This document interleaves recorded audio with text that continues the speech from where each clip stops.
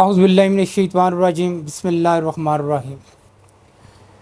جب کبھی تھکاوٹ، ہڈیوں کا درد، کمزوری، سستی، کاہلی، کام کرنے کا دل نہیں کرتا، لیتھارجی، غنودگی، نیند نہیں غنودگی۔ نیند تو وہ چیز ہوتی ہے جب بندہ سو کے اٹھے تو فریش ہو، جب بندہ لیٹ سوئے، آنکھیں بند کر رکھے لیکن اٹھنے کے باوجود وہ لیتھارجی میں ہو، کمزوری محسوس کر رہا ہو، تھکاوٹ ہو، تو پھر ہمیں شک کرنا چاہیے کہ وٹامن ڈی کی کمی تو نہیں ہوگی ہے۔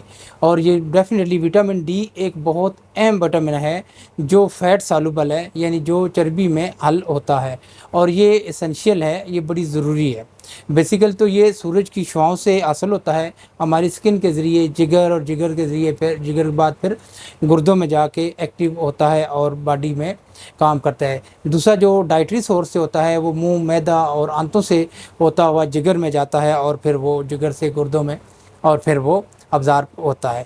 اس کا سب سے اہم جو کام ہے وہ ہے ہڈیوں میں کیلشیم اور فاسفورس کو ابزارب کرنا اور ان کی سرکولیشن کو بہتر کرنا۔ جب یہ ڈیفیشنسی ہو جاتی ہے تو اس میں سب سے زیادہ دیکھیں، اس کا ایک سمپل سا فارمولا، سب سے اہم چیز سکن، دوسرا لیور، تیسرا کڈنی، چوتھا ایلیمنٹری کینال۔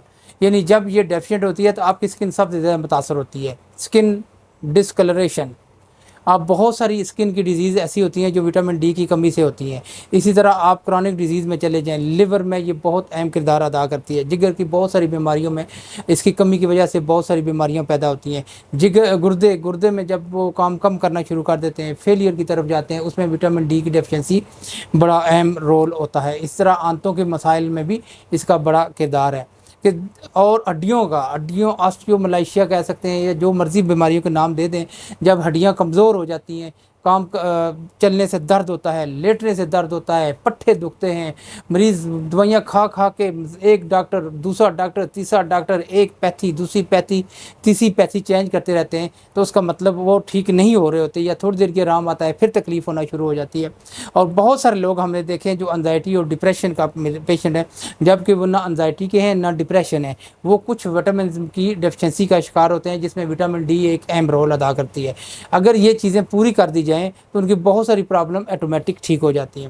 سب سے بہتر طریقہ کار تو یہی ہوتا ہے جو نیچرل ہے، جو قدرت نے دیا ہوا ہے، کہ ہمیں سورج کی کرنوں میں، سورج کی روشنی میں ہمیں زیادہ ٹائم گزارنا چاہیے، اور اپنے لائف سٹائل کو چینج کرنا چاہیے۔ کم از کم 40 منٹ تو لازمی ہمیں واک بھی کرنی چاہیے، اور سورج کی روشنی میں، سورج کی کرنوں میں بھی ہمیں رہنا چاہیے۔ یہ تو بیسٹ سورس ہے۔ دوسرا یہ ہے کہ کچھ ڈائٹ ہیں، جس طرح کوئی فش ہیں، خاص کر کے وہ مچھلیاں جو چربیلی مچھلیاں ہیں، جن میں چربی کی مقدار زیادہ ہوتی ہے، وہ اہم ہے۔ ہمارے کچھ پلانٹس ہیں، مشروم ہیں، یہ بہت زیادہ پائی جاتی ہے، اور اس طرح یہ بہت اہم کردار ادا کرتی ہے ہماری باڈی کے اندر۔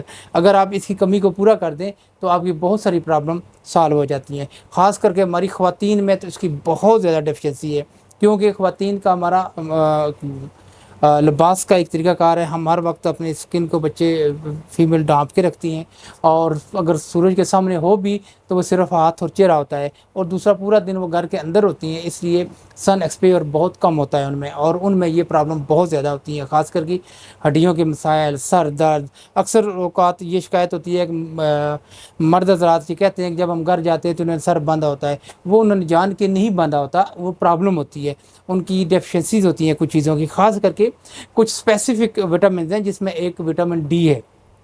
جب اس کی کمی کو پورا کر دیا جائے تو وہ ایسے سر نہیں باندھیں گی، بلکہ اچھے طریقے سے ریسیو کریں گی، استقبال کریں گی، اور وہ اپنے کام کاج میں اپنا اچھے طریقے سے ادا کر سکیں گی۔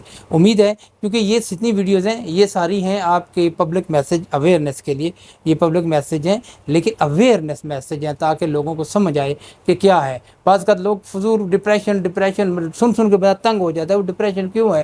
کوئی ٹینشن، کوئی پرابلم نہیں ہے، بس ڈپریشن ہے، رونے کا دل کرتا ہے، موڈ ڈس آرڈر ہے، غصہ آتا ہے، کسی کے ساتھ بات کرنے کو دل نہیں کرتا، پھر وہ دوائیاں کھا رہے ہیں لیکن آرام نہیں آ رہا تھا. ایون کہ انسولین ریزسٹنس میں بھی یہ بڑا اہم رول ہے اس کا. بعض کا انسولین پوری ہوتی ہے لیکن وہ سیل کے اندر نہیں جا رہی ہوتی, تو تب اس میں بھی وٹامن ڈی کا ایک اہم رول ہے. امید ہے کہ لوگوں کو یہ چیز سمجھ آئی ہوگی. پھر نیکسٹ انشاءاللہ باقی جو وٹامن ہے اس میں بھی ہم بڑی ڈیٹیل میں بات کریں گے. یہ فیٹ سالوبل 5 ہیں, وٹامن اے, ڈی, ای, کے, ایڈک بھی ان کو کہتے ہیں. یہ بڑے اہم ہیں اور یہ ضروری ہیں. ان پہ فردن الگ الگ سے میں انشاءاللہ کوشش کروں گا کہ لوگوں کو بتاؤں تاکہ اویئرنیس آ جائے. جب اویئرنیس آ جائے تو علاج یاد رکھنا, ڈائگنوز ہو جائے تو علاج کوئی مشکل نہیں ہوتا, ڈائگنوز کرنا ہی مشکل کام ہے. بہت شکریہ.